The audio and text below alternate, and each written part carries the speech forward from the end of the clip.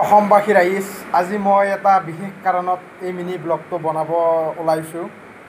কাৰণটো হৈছে কি, আমাৰ অসমত কি হৈছে মানে বৰ্তমান অসমখনত কি হ'ব গৈ আছে মানে মই একো বুজি পোৱা নাই।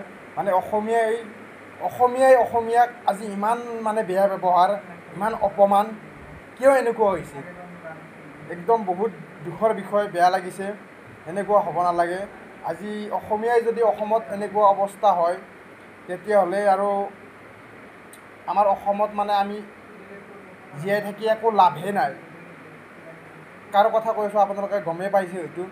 পংকজ পাঠক ডাঙৰীয়াৰ যি মানে গোৱালপাৰাত কাণ্ড হ'ল, তেওঁক যেনেকৈ আঁঠু কঢ়াই থৈ দিলে, মানে বহুত বেয়া লগা বিষয়, বহুত দুৰ্ভাগ্যৰ বিষয়। তেওঁৰ ভুল হৈছে মানিছোঁ, কিন্তু তেওঁক আঁঠু কঢ়াই কাণত ধৰি মাথাৰ ওপৰত ভৰি থ'ব দিয়া, এইটো বহুত ঘৃণনীয় কাৰ্য হৈছে, বহুত ঘৃণনীয় কাৰ্য হৈছে এইটো। কাৰণ ছাপ'জ কথা এটা মই কওঁ, তেওঁ মানুহজনক যিমান অপমান কৰিছে, তেওঁ যদি বাই চান্স মৰি গ'ল হয়, আমাৰ অসমীয়া মানুহ এজন আমি হেৰুৱাব লাগিল হয়।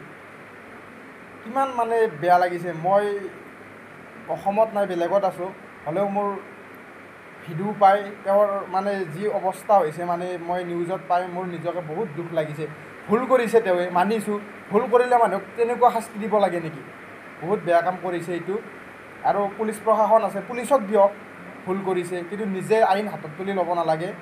সেয়ে এনেকুৱা ভুল যাতে পিছত অসমত ক'তো নহয়, এই অনুগ্ৰহ কৰিছোঁ সকলো ৰাইজক। আজিলৈ এৰিছোঁ, বাই বাই, গুড নাইট।